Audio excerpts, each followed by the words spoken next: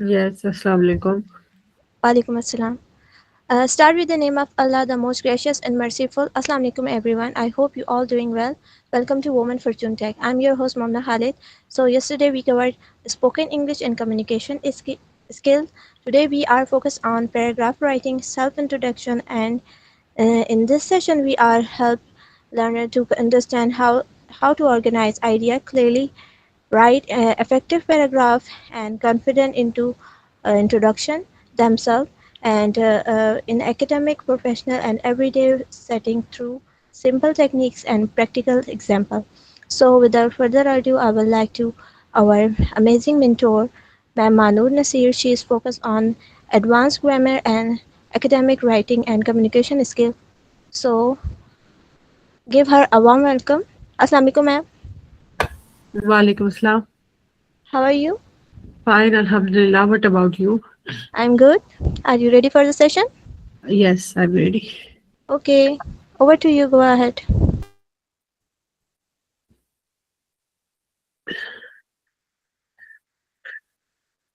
Okay, today the topic is about paragraph writing. So, basic mistake बहुत सारे लोग करते हैं कि पैराग्राफ उनको सही से लिखना नहीं आता, टॉपिक सेंटेंसेस और कोहेरेंस और स्टेबिलिटी वो बिल्कुल ठीक नहीं लिखते। तो आज मैं आप लोगों को बताऊंगी कि पैराग्राफ राइटिंग कैसे करते हैं। सो फर्स्ट हमें समझना है कि व्हाट इज पैराग्राफ। पैराग्राफ अगर हम कुछ वर्ड्स जो है वो लेते हैं, फिर हम उन वर्ड्स के सेंटेंसेस बनाते हैं, फिर हम उनसे एक उनको ऑर्डर में लिखते हैं कि कौन सा इवेंट सबसे पहले हुआ था, कौन सा बाद में हुआ था, फिर हम जो है ना उसका एक पैराग्राफ बनाते हैं। So basically, a paragraph is often defined as a group of related sentences in which one single main idea is developed. तो पैराग्राफ वो होता है कि उसका जो फर्स्ट लाइन होती है ना वो मेन आइडिया बताता है कि इस अगले पैराग्राफ में, पूरे पैराग्राफ में क्या बात होने वाली है। ठीक है, जो टिपिकल पैराग्राफ होता है, जो उसका फर्स्ट सेंटेंस जो होता है वो डिक्लेयर करता है कि main idea of the topic, main topic of the paragraph, and the rest of the sentences develop or support the main idea. तो जो पैराग्राफ हम लिखते हैं उसका जो फर्स्ट सेंटेंस या फर्स्ट लाइन होती है वो हमें मेन टॉपिक के बारे में बताता है पैराग्राफ के, कि हम अगली लाइनों में क्या बात करने लगे। ठीक है, जो नेक्स्ट लाइन होती है, सेंटेंसेस होती हैं, वो मतलब सपोर्ट करती है हमारे जो ना मेन आइडिया को, कि हम इसमें क्या बात करें और क्या नहीं। तो इन शॉर्ट पैराग्राफ क्या होता है? पैराग्राफ जो होता है a paragraph is a small unit of writing that talks about one main idea. तो फर्स्ट ऑफ ऑल हमारे पास आते हैं ग्रुप ऑफ सेंटेंसेस। तो पैराग्राफ जो होता है वो is a group of sentences होता है। It is not just one sentence but सर्वल sentences connected together. Secondly हमारे पास आता है क्लियर मेन आइडिया।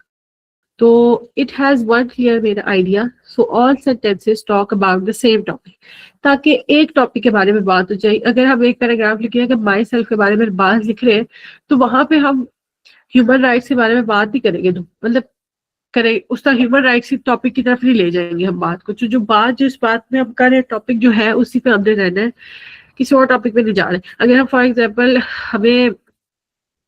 हमें क्वेश्चन आया है कि हमने पोल्यूशन के ऊपर चलो बात करनी है, तो हम पोल्यूशन के टॉपिक पे ही रहेंगे, हम दूसरे किसी और टॉपिक के बारे में बात नहीं करेंगे, इररिलेवेंट चीजें नहीं लिखेंगे। फिर हमारे पास आता है सपोर्टिंग इन्फॉर्मेशन। तो सपोर्टिंग इन्फॉर्मेशन जो है वो इंक्लूड करती है कि वो जो होती है वो डिटेल्स होती है, एग्जाम्पल्स होती है, एक्सप्लेनेशन होती है, जो हमें help us understand the main idea, जो हमें हेल्प देती है ताकि हम मेन आइडिया को अंडरस्टैंड कर सकें। फिर फोर्थ में हमारे पास आता है part of a longer composition. तो फोर्थ हमारे पास क्या ये होता है कि a paragraph is a part of a longer composition like an ऐसे, स्टोरी और आर्टिकल। फिर हमारे पास आता है अ मैनिच्योर ऐसे। तो a paragraph can be called a miniature essay because it has beginning, middle and end. Miniature क्या होता है? बेसिकली हम अगर सिंपल इंग्लिश में कहें कि miniature is used for something that is small but complete.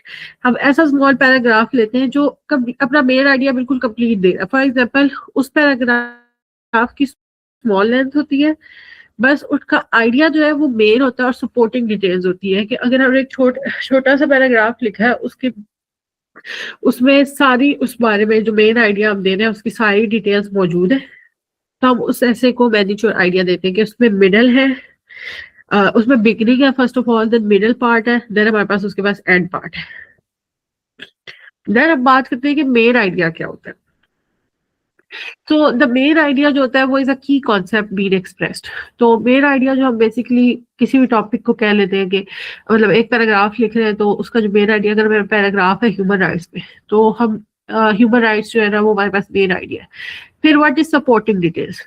Supporting details हमारे पास क्या होती है? सपोर्टिंग डिटेल्स हमारे पास होती है मेजर या माइनर डिटेल्स होती है। सपोर्ट हमारे मेन आइडिया को सपोर्ट करती है कि वो कब हुआ, कहाँ हुआ, मतलब how, what, when, where, why, how much और how many.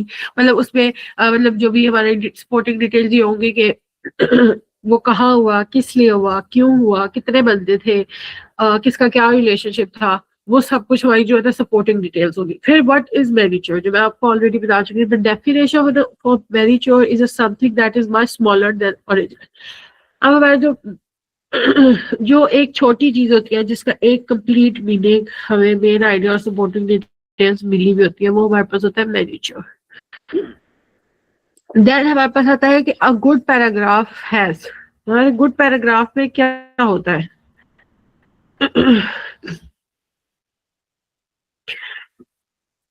Good paragraph has 5 important qualities. हमारे पास कौन सी 5 इंपॉर्टेंट क्वालिटीज होती है? हमारे पास सबसे पहले आता है यूनिटी, फिर हमारे पास सपोर्ट आती है, फिर हमारे पास कोहेरेंस आता है, फिर हमारे पास गुड लैंग्वेज आती है, वैरायटी ऑफ स्ट्रक्चर्स आते हैं। यूनिटी हमारे पास होना बहुत जरूरी है। किसी भी चीज की सपोर्ट बीच में, मतलब कनेक्शन होना चाहिए सेंटेंसेस में। कोहेरेंस हमारे पास बहुत जरूरी है कि the sentences are in logical order and follow smoothly from one to another. वो बिल्कुल एक स्मूथ कोहेरेंस होनी चाहिए, स्मूथ सेंटेंसेस लॉजिकल ऑर्डर में जाने चाहिए।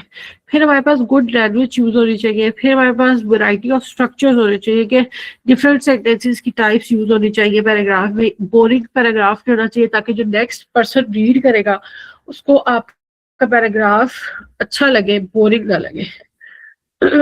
तो फर्स्ट ऑफ ऑल हम बात करते हैं यूनिटी की। यूनिटी में क्या होता है कि a paragraph with unity develops a single idea thoroughly and links it to the rest of the paper. Support the main idea of the paper with details. तो यूनिटी क्या होती है कि all the sentences talk about one main idea, nothing is extra और of topic. तो unity का यही मतलब होता है कि हम एक टॉपिक के बारे में बात करें, ठीक है, हम उस बात को आगे पीछे ना लेके जाए, कोई इररेलेवेंट टॉपिक के बारे में ना बात करें। हमारे पास वन मेन आइडिया होना चाहिए, टॉपिक सेंटेंस होने चाहिए और अदर सेंटेंस सपोर्ट होनी चाहिए। तो हमारी एक यूनिटी बन जाएगी, एक पैराग्राफ हमारा अच्छा से लिखा जाएगा। देन हम बात करते हैं कोहेरेंस की। कोहेरेंस क्या होता है कि the sentences are in a logical order and flow smoothly from one to another. तो हम बात करते हैं कोहेरेंस की कि उसमें एक लॉजिकल ऑर्डर होना चाहिए, वो स्मूथली फ्रॉम वन टू। अब ऐसा नहीं होना चाहिए कि हमारा एक सेंटेंस और बात कर रहा है, उससे नेक्स्ट सेंटेंस जो है ना वो कोई और बात कर रहा है। तो ऐसा नहीं होना चाहिए। Coherence in writing is the logical bridge between word, sentences and paragraph. Main ideas and meaning can be difficult for reader to follow if the writing lacks coherence. तो हमें एक मेन आइडिया के मतलब मेन आइडिया लेके चलना पड़ेगा कि एक सेंटेंस जो है वो अगले सेंटेंस के साथ लिंक कर रहा हो, ठीक है, एक ब्रिज की तरह, bridge between word, sentences and paragraph. तो अगर हम एक ऐसा करेंगे कि एक सेंटेंस और मीनिंग दे रहा हो, दूसरा सेंटेंस दूसरा मीनिंग दे रहा हो, तो वो लैक ऑफ कोहेरेंस हो जाएगी। मतलब पढ़ने वाले को समझ नहीं आएगा कि मतलब एक सेंटेंस में और बात हो रही है, दूसरे सेंटेंस में और बात हो रही है। तो ये डिफिकल्ट होगा for a reader to understand what the writer और मतलब who the person is reading the writing the paragraph, so the reader don't understand. So next हमारे पास well organized details होनी चाहिए। हमारे पास स्पेक्चुअल होना चाहिए, chronological ऑर्डर होना चाहिए। मतलब हमारे पास एक दूसरे से सेंटेंसेस जो है वो ताल्लुक रखते हो, ठीक है। क्रोनोलॉजिकल ऑर्डर होना चाहिए कि वाकयात और वाकयात की जो है बिल्कुल सही तरतीब होनी चाहिए कि मतलब अगर फॉर एग्जांपल हम किसी हिस्टोरिकल के बारे में बात करें फॉर एग्जांपल, तो अगर बात करें तो हम हमें पहले 2nd सेंचुरी के बारे में, 6th सेंचुरी के बारे में, फिर 5th सेंचुरी के बारे में बात करनी। ये नहीं करना चाहिए कि हमें जो सेंचुरी के बारे में सबसे पहले मतलब जो दिमाग में पहले आ गया हम वो पहले लिखते हैं, तो ऐसा नहीं होना चाहिए। हमें क्रोनोलॉजिकल ऑर्डर में चलना चाहिए, बारी बारी एक एक वाकयात को एक्सप्लेन करना पड़े। फिर हमारे पास इंपॉर्टेंस आ जाती है। इम्पोर्टेंस आ जाती है, हमें उस जो टॉपिक है उसके बारे में इम्पोर्टेंस, हमें लॉजिकल चीजें लिखनी पड़ती है, ठीक है। फिर हमारे पास क्लियर सेंसिबल कनेक्शन होना चाहिए, हमें इररेलेवेंट चीजें नहीं लिखनी चाहिए, लिंकर्स एंड कनेक्टर्स होने चाहिए। हमारे हर सेंटेंस का एक दूसरे के साथ लिंक होना चाहिए। मतलब फॉर एग्जाम्पल हम एक बात करें एक लाइन में, दूसरी सेंटेंस की भी उससे मतलब कनेक्ट होना चाहिए, लिंक होना चाहिए कि मतलब अलग अलग बातें ना हो। मतलब हमारे पास लिंकर्स और कनेक्टर्स आ रहे हैं, अगर हम सेंटेंसेस को लिंक करना चाहते हैं या कनेक्ट करना चाहते हैं। अगर हम किसी इंपॉर्टेंट बात की इंपॉर्टेंस के बारे में बात करें किसी भी चीज की, तो एट फर्स्ट हम यूज कर सकते हैं, एट लास्ट यूज कर सकते हैं, लीस्ट यूज कर सकते हैं, नेक्स्ट यूज करते हैं। ये हमारे पास कुछ वर्ड्स हैं, ठीक है, इंपॉर्टेंस के लिए हम यूज कर सकते हैं एक दूसरे सेंटेंस को जो साथ मतलब लिंक करने के लिए, ठीक है। हम अगर कोई प्लेस के बारे में बात कर रहे हैं तो हम लिंक करने के लिए हम सेंटेंस वर्ड यूज करेंगे, above, around, behind, here use करेंगे। इसी तरह सिमिलैरिटी के लिए हम ऑल्सो, अनदर ऐड करेंगे। फिर टाइम के लिए हम after, before and then use करेंगे। देन हमारे पास टॉपिक सेंटेंस के बारे में हम बात करेंगे। बेसिकली टॉपिक सेंटेंस होता क्या, तो जो टॉपिक सेंटेंस होता है वो the main sentence of a paragraph होता है। जो सबसे पहला पैराग्राफ का सेंटेंस होता है वो हमारे पास टॉपिक सेंटेंस होता है। It basically tells the main idea और what the paragraph is about. Usually it comes on the beginning of the paragraph and helps the reader understand what to expect in the rest of the paragraph. तो basically topic sentence हमारे पास जो है ना first sentence होता है, ताकि reader को पता चल जाए कि what the paragraph is about. अगर उसको मेन आइडिया मतलब टॉपिक सेंटेंस पसंद आ गया तो वो नेक्स्ट पैराग्राफ को रीड करेगा। अगर उसको टॉपिक सेंटेंस पसंद ही नहीं आएगा, मतलब मतलब उसके इस रेलेवेंट चीजें के बारे मतलब उसको लगता है कि ये मैं पढ़ के इररेलेवेंट चीजें, तो वो उस पैराग्राफ को छोड़ देगा। तो टॉपिक सेंटेंस होना बहुत जरूरी है। फिर हम बात करते हैं सपोर्ट की। हमारे पास सपोर्टिंग आइडियाज होने चाहिए, एविडेंस होनी चाहिए, एग्जांपल्स होनी चाहिए, डिटेल होनी चाहिए। पैराग्राफ कोई भी टॉपिक पे हमें हमारे पास सपोर्टिंग आइडियाज होने चाहिए और प्रॉपर एविडेंस, उस पैराग्राफ के हवाले से एग्जांपल्स, डिटेल्स, सब कुछ हमें प्रॉपर एक फॉर्म में, लिंकिंग फॉर्म में लिखना चाहिए, ताकि अगले को जो है ना उस बात की बिल्कुल प्रॉपर समझ आ जाए। देन हमारे पास गुड लैंग्वेज होनी चाहिए उसकी।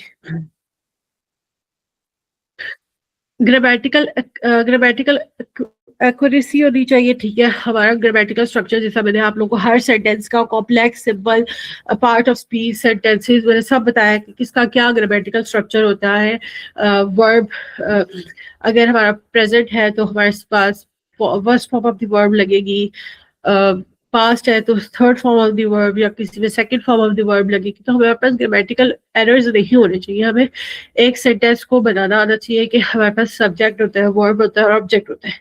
करेक्ट पंक्चुएशन होनी चाहिए, हर जगह हमें सही full stop, colon, comma, inverted commas हमें बिल्कुल लगाने चाहिए। बहुत सारे लोग हैं जो एक पैराग्राफ शुरू करते हैं और एंड कर देते हैं उस पैराग्राफ को, लेकिन उसमें ना तो वो कोई कॉमा लगाते हैं, ना वो कोई फुल स्टॉप, ना कोई पंक्चुएशन मार्क्स, सेमी कॉलन, कुछ भी नहीं। वो समझ ही नहीं आ रहा था कि एक पैराग्राफ की लाइन कहाँ से शुरू हुई है, कहाँ खत्म वो करना चाह रहे हैं। तो वो बिल्कुल एप्ट वोकैबुलरी होनी चाहिए। आप लोगों की वोकैबुलरी बहुत अच्छी होनी चाहिए कोई भी पैराग्राफ लिखने के लिए। तो आप लोगों के रीडिंग स्किल्स बहुत अच्छे होने चाहिए और लिसनिंग भी, ताकि आप अच्छी से अच्छी वोकैबुलरी गेन करें, उसको आप अपने पैराग्राफ में लिख सकें। फिर हमारे पास वैरायटी ऑफ स्ट्रक्चर्स होने चाहिए कि हम फॉर एग्जांपल किस बारे में पहले बात करें फिर दूसरे में बात करें। आपको एक पैराग्राफ लिखने का स्टाइल, एक्सेंस, वैरायटी ऑफ स्ट्रक्चर्स होते हैं कि आप किस तरह एक पैराग्राफ को लिखें।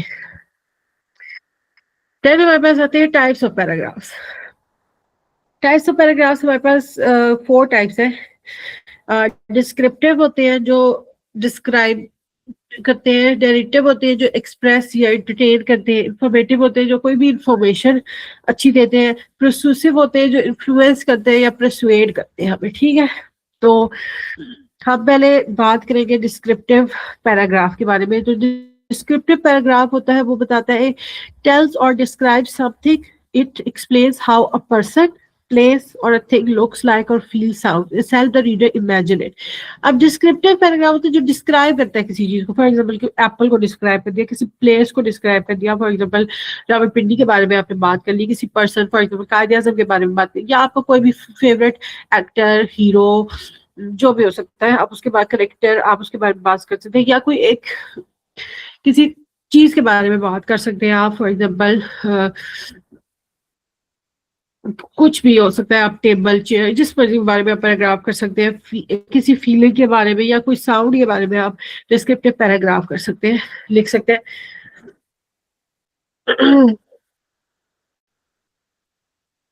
चलिए पहले हमारे पास आता है नरेटिव पैराग्राफ। तो हम नरेटिव पैराग्राफ के बारे में पहले बात करते हैं कि नरेटिव पैराग्राफ क्या होता है। Narrative paragraph tales a story, it share events, experiences, or incidents in a sequence. Its purpose is to express and entertain. तो narrative पैराग्राफ क्या होता है, वो एक हमें स्टोरी बताता है, ठीक है, वो हमें इवेंट्स शेयर करता है और एक्सपीरियंसेस बताता है, इंसिडेंट्स बताता है, लेकिन in a sequence, in chronological order. इसका पर्पस क्या होता है, टू एक्सप्रेस एंड एंटरटेन। तो basically narrative paragraph tells us a story or an event. It could be a tale, novel, account of one's life, natural phenomena or social event. अब narrative paragraph हम किसी के बारे में लिख सकते हैं। फॉर एग्जाम्पल आज हमने फॉर एग्जाम्पल एक कल 25 दिसंबर था, ठीक है, तो कोई भी किसी भी यूनिवर्सिटी में अगर कोई भी फंक्शन हुआ तो ठीक है, हम एक नरेटिव पैराग्राफ लिख सकते हैं कि हम सुबह गए, उसके बाद हमारे नेशनल एंथम प्ले किया गया, हमने कायद आज़म के बारे में उनकी जनरी सारी देखी, स्लाइड शो कराया, उनका ट्रिब्यूट पेश किया, वो सब कुछ वो हम एक नरेटिव पैराग्राफ में लिख सकते हैं। लेकिन मतलब क्रोनोलॉजिकल ऑर्डर में सबसे पहला इवेंट ये हुआ, फिर दूसरा ये हुआ, तीसरा ये हुआ, इस तरह करके। फिर the story events in narrative paragraph should be arranged chronological time order, that is in the order in which they have happened. So almost everyone narrates, read or listen to stories from books, other people or media. However, the audience expects and need more from the written narrative. तो लोग जो है ना वो ज्यादा narrative paragraph जो है ना बहुत ज्यादा लिखते हैं, ठीक है। हमने अगर फॉर एग्जाम्पल कोई भी डायरी लिखता है तो वो क्रोनोलॉजिकल ऑर्डर में रोज का लिखता है कि मैंने आज सुबह ये किया, शाम को ये किया। वो एक हमारा नरेटिव पैराग्राफ हो जाता है। वो किसी भी इवेंट या डिटेल के बारे में लिखता रहता है कि ताकि एक मेरी एक डायरी सी बन जाए। फिर therefore a narrative paragraph must have character. उसमें एक कैरेक्टर होता है हु इट इज अबाउट, जिसके बारे में जो पैराग्राफ लिखा होता है, ठीक है, उसका एक सेंट्रल आइडिया होता है कि स्टोरी क्या है, इवेंट क्या है, कहाँ पे हुआ है, क्यों हुआ है, क्या था उसमें, वो सब कुछ। फिर हमारे पास एक प्लॉट होता है उसका, ठीक है। प्लॉट में क्या होता है, प्लॉट में हमारे पास 4 चीजें होती है। पहले हमारे उसमें कॉन्फ्लिक्ट आता है, कॉम्प्लिकेशन आती है, क्लाइमेक्स आता है और फिर रेजोल्यूशन चल रही है, ठीक है। सीधी हमें पूरे इवेंट्स के बारे में, स्टोरी के बारे में बताया गया है कि इसमें हो क्या रहा है, ठीक है। फिर कॉम्प्लिकेशन आती है, थोड़ी सी चले हमारी स्टोरी में गड़बड़ हो रही होती है कि अब हमें समझ नहीं आ रहा था, हमें क्यूरियोसिटी हो रही होती है कि अब इस स्टोरी के बाद आगे कुछ है या मतलब कुछ होना है कि नहीं होना। फिर हमारे पास एक क्लाइमेक्स पॉइंट होता है जो turning point of the story होती है, मतलब स्टोरी ये पैराग्राफ में क्लाइमेक्स होता है। तो हम मतलब फॉर एग्जाम्पल हम सोच रहे थे कि हमारी स्टोरी इस साइड पे जाएगी, लेकिन वो स्टोरी उलट हो जाती है, तो वो हमारे पास क्लाइमेक्स होता है। फिर हमारे पास एक रेजोल्यूशन ऑफ द स्टोरी होता है कि यहाँ पे हमारी स्टोरी जो है ना बस यहाँ पे एंड हो रही है।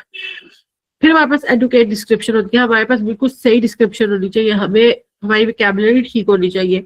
फिर हमारे पास सेटिंग आ जाती है, when and where the story happens. Setting हम सबसे पहले बताते हैं कि हमारी स्टोरी या पैराग्राफ, नरेटिव पैराग्राफ जो हमने लिखा है वो हमने कहाँ लिखा है, किस टाइम में लिखा है, उसका क्या मतलब सेटिंग थी। मतलब फॉर एग्जाम्पल अगर आपने कोई भी नॉवल पढ़ा होगा कि उसकी पहले से सेटिंग बताई होती है कि there is a drawing room and people are sitting there and a female came and put the keys on the table. तो ये हमारे पास एक सेटिंग बताई होती है। फिर वहां से आगे एक्शन प्ले होता है कि कैरेक्टर्स बोलना शुरू करते हैं, तो मेन आइडिया पता चलता है कि हो क्या रहा है। तो हमारे पास डिस्क्रिप्टिव पैराग्राफ होता है जो मैं ऑलरेडी आप लोग पहले बता चुकी हूँ कि डिस्क्रिप्टिव पैराग्राफ टेल्स और डिस्क्राइब समथिंग इट एक्सप्लेन ये किसी पर्सन, प्लेस और थिंग के बारे में बात की जाती है, ठीक है। अब basically a descriptive paragraph describes a thing, a person or a place. इसमें detailed information allows the reader to form an image in his or her imagination. The better the description the clear the image. तो अब हमें अच्छा descriptive हमारे पास paragraph होगा ना, तो हमारे दिमाग में उसकी इमेज बनती जाएगी कि यार अच्छा इस बारे में अब बात हो रही है, तो हम उसको ना इमेजिन करना शुरू हो जाएंगे कि अब फॉर एग्जाम्पल अब एक किसी ड्राइंग रूम में कुछ सेटिंग है, ठीक है, तो हम दिमाग में अपने इमेजिन करेंगे कि अच्छा ड्राइंग रूम में इस जगह पर ठीक है सोफा पड़ा हुआ है, तो इस जगह पे वो सारी सेटिंग जो है ना प्ले हो रही है।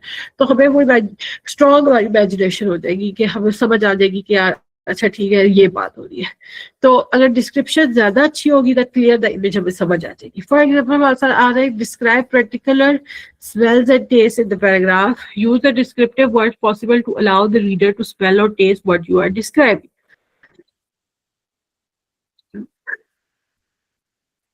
फिर अब यहाँ यूज करते हैं कि add the senses of touch and hearing to your paragraph wherever possible describe certain textures and sound.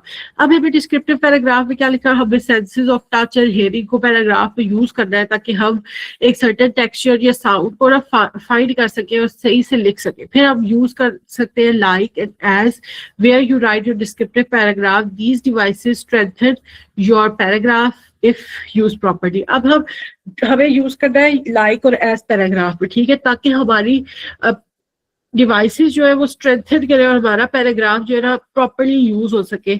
फिर फॉर एग्जांपल जैसा हमारे पास एग्जांपल है कि my best friend is like the sun in my life. तो जो मेरा best friend है like sun की तरह ब्राइट है इन माय लाइफ, ठीक है। सन एक ब्राइट होता है, एक मतलब यहाँ पे सिमिली फॉर एग्जाम्पल यूज हुई है कि लाइक मतलब my best friend is like the sun in my life. तो सन जो है ब्राइट शाइन देता है, तो मेरा बेस्ट फ्रेंड भी उसी तरह है। फिर हम यहाँ पे इंसर्ट करते हैं डिस्क्रिप्टिव एडजेक्टिव्स हम यूज करते हैं और जो मॉडिफाई करते हैं नाउन को। फिर यहाँ पे हम डीप डार्क ब्लू ओशन है, जिस तरह हम अच्छे से अपनी डिस्क्रिप्शन को यूज करते हैं और it helps the reader to imagine all the setting and surrounding. फिर हम इंफॉर्मेटिव पैराग्राफ के बारे में बात करते हैं, जो एक्सप्लेन करता है बेसिकली आइडिया को एंड इन्फॉर्म फैक्ट करता है, ठीक है। तो इंफॉर्मेटिव पैराग्राफ जो होता है वो गिव्स इंफॉर्मेशन और explain something, it presents something, ठीक है। इट प्रेजेंट्स फैक्ट्स आइडियाज और एक्सप्लेनेशन क्लियरली, ठीक है। इंफॉर्मेटिव आइडिया जो है ना वो बेसिकली हमें कोई इंफॉर्मेशन देने की कोशिश करता है, ठीक है, और कोई भी किसी भी चीज के बारे में एक्सप्रेस करता है, ठीक है, वो या कोई फैक्ट बताता है, कोई आइडिया बताता है या कोई एक्सप्लेनेशन देता है clearly. For example gold precious metal is price for 2 important characteristics. Gold हमारे पास टॉपिक आ गया, ठीक है, किस बारे में बात हो रही है, इंफॉर्मेशन किस बारे में दी जा रही है हमें, गोल्ड के बारे में, ठीक है, जो कि एक प्रीशियस मेटल है, is priced for 2 important characteristics. अब कंट्रोलिंग आइडिया यहाँ पे हमारे पास क्या आ रहा है, 2 इम्पोर्टेंट कैरेक्टरिस्टिक्स, उसमें 2 प्राइस्ड इसलिए दिया जा रहा है क्योंकि 2 इम्पोर्टेंट कैरेक्टरिस्टिक्स है उसमें।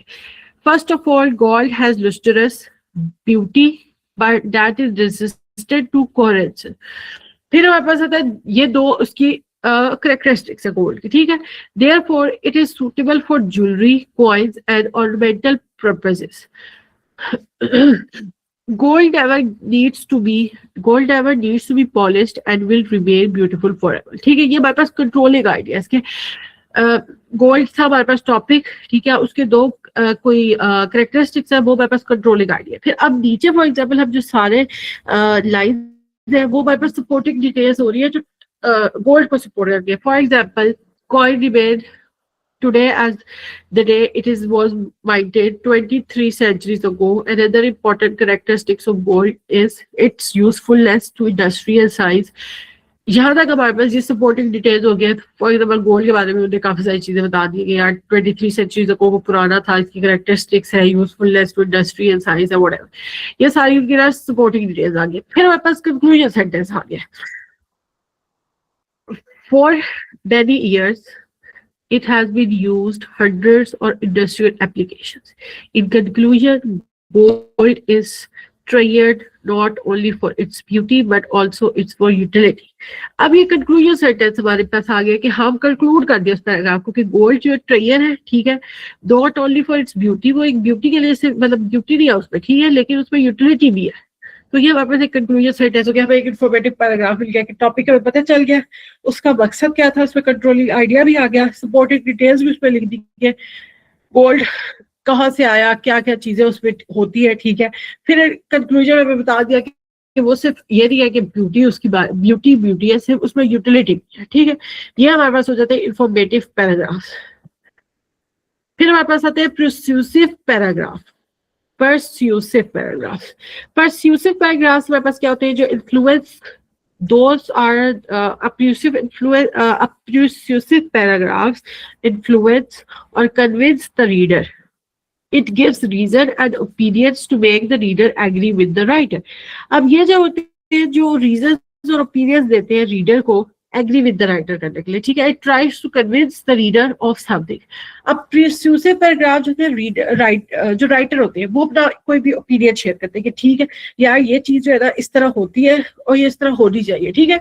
तो रीडर जो है ना इस बारे में बहुत ज्यादा सोचता है और फिर मतलब कभी कभार रीडर कन्विंस भी हो जाता है कि अच्छा ठीक है राइटर ने सही बात की है। लेकिन पुराने टाइम पे लोग उसको आर्ग्यू करके, आगे जो पुराने राइटर्स थे वो आर्ग्यू करके लिख भी देते थे कोई नया पैराग्राफ, क्रिटिसिज्म करते थे कि ये नहीं जी आपकी ये बात, आपकी या ये थ्योरी गलत है, तो हमने ये थ्योरी प्रपोज किया तो आई थिंक हमारी थ्योरी ठीक है। फिर एक और थ्योरिस्ट उठता है, ठीक है, वो कहता है कि नहीं आप दोनों की थ्योरी बिल्कुल गलत है। जैसे हमारे इंग्लिश में B.F. स्किनर किया है और इस तरह सोशल कॉन्ट्रैक्ट उनकी थ्योरी है, मतलब वो आपस में ही कुछ कुछ बातें जो है ना वो कहते हैं कि हाँ ये ठीक है लेकिन कुछ गलत है आप पे, तो इसलिए कन्विंस करते रहते हैं रीडर को अपने जो आपको सही लग रहा होता है, ठीक है। फॉर एग्जाम्पल यहाँ पे हमारे पास बात हो रही है कि how much homework is too much. Every day student stays up very late to finish their homework. After a stressful day in school, after hard practice for school sports team, and maybe some hours of homework, they come home and only thing they want to know is going to bed. But they can't because they have too much of the homework. अब यहाँ बात हो रही है कि homework बहुत ज्यादा है, ठीक है, वो लेट घर स्कूल से वापस आते हैं, फिर स्ट्रेसफुल डे द स्कूल उनका होता है, ठीक है, स्पोर्ट टीम भी है, होमवर्क भी बहुत ज्यादा मिला हुआ है, लेकिन वो सोने नहीं जा सकते क्योंकि उनको बंच ऑफ होमवर्क मिला हुआ है, ठीक है। Every student gets about 30 minutes of homework a day per class. If one has 7 periods a day, that makes 3.5 hours of homework every day. Sure, it's important to review things you have learned at school to keep it fresh in mind, but the students need to schedule time for leisure and environment. अब यहाँ पे परस्यूसिव paragraph writer क्या लिख रहा है, वो लिख रहा है कि एक बच्चा स्कूल भी जाता है, चलो उसको बहुत काम मिलता है, 3.5 आवर्स मिलते हैं, लेकिन वो ये भी अपने मतलब रीडर को कन्विंस कर रहा है कि स्टूडेंट को रिवाइज भी करना है अपना सारा कि हमने यार ये काम किया, ताकि वो उसके दिमाग में बिल्कुल बैठा रहे, मतलब फ्रेश रहे, ठीक है।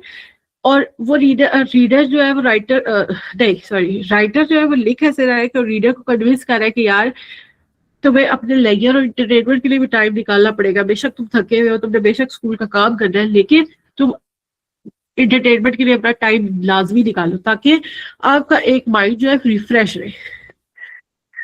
फिर हमारे पास प्रोसेस ऑफ राइटिंग क्या आती है, हम पहले गैदर करते हैं इन्फॉर्मेशन, ठीक है, रेलेवेंट इन्फॉर्मेशन, अगर किसी भी टॉपिक के बारे में बात करनी है। फॉर एग्जाम्पल हम गोल्ड को ले लेते हैं जो हमारे पास पुरानी एग्जाम्पल है, कि हम गोल्ड को एग्जाम्पल ले लेते हैं कि हम उसकी रेलेवेंट इन्फॉर्मेशन सारी जो है ना गैदर कर लेंगे, एक पास अपनी ना रफ स्केच बना लेंगे कि ओके ये इसकी इन्फॉर्मेशन है, ठीक है।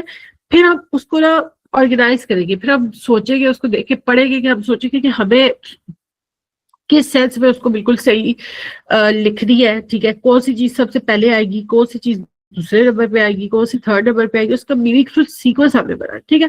फिर हम एक ड्राफ्ट बना लेंगे, ठीक है, एक फर्स्ट और ड्राफ्ट बना लेंगे, हम देखेंगे, चले हम एक दफा ना उसको ऑर्गेनाइज करके देखेंगे कि और रीड करेंगे, ठीक है, कि हम रीड करेंगे कि ये ठीक हो, मतलब ये सेंस बन रही है, एक दूसरे के साथ सेंटेंसेस उसके लिंक कर रहे हैं कि नहीं कर रहे। फिर हम उसको एडिट करेंगे, ठीक है, फिर हम एक दफा फिर दोबारा चेक करेंगे, ठीक है, रिवाइज करेंगे, रिफाइन करेंगे, उसकी वोकैबुलरी थोड़ी चेंज करेंगे कि मतलब अगर कोई वर्ड हमने यूज किया है तो हम उसको मतलब उसको सिनोनिम इंटोनिम देखेंगे कि यार कि अगर कोई और वर्ड इसमें यूज हो रहा है, अच्छा लग रहा है, तो हम उसकी वोकैबुलरी पे देखेंगे, उसको चेंज कर देंगे। फिर हमारे पास फाइनल आ जाएगा पब्लिश, फिर हमारे पास एक फाइनल वर्जन हो जाएगा, फिर हमारे पास एक फाइनल वर्जन बन जाएगा कि बस हमारा ये पैराग्राफ बिल्कुल ठीक है, इसमें कोई गलती नहीं है, एक दूसरे के साथ लिंक कर रहा है, टॉपिक सेंटेंस भी है, कंक्लूजन भी है, हमारे पास सब कुछ है, तो हम उस फाइनल वर्जन को पब्लिश कर देंगे। Thank you, this is all from my side. Thank you so much. Are you okay, ma'am? जी, Are you feeling well?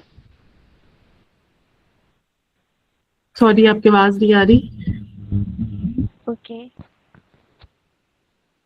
Thank you so much for your insightful presentation, ma'am. Thank you for lighting the You're path welcome. to knowledge for us. Do you have any question regarding today's session? You may free to ask and use the chat box.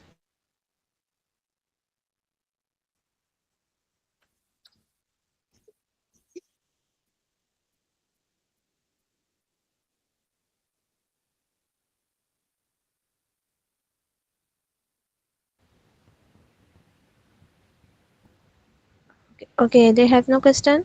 So thank you so much, ma'am, for your slideful presentation. You're not feeling well, but you still You're deliver welcome. lecture very well. Yes, Mm, Please take care of yourself. And thank you. we will welcome. We will signing off for today. So thank you so much for being here today. Okay, Have ji, a Allah Hafiz. Allah Hafiz. Have a nice, lovely day. You may leave now.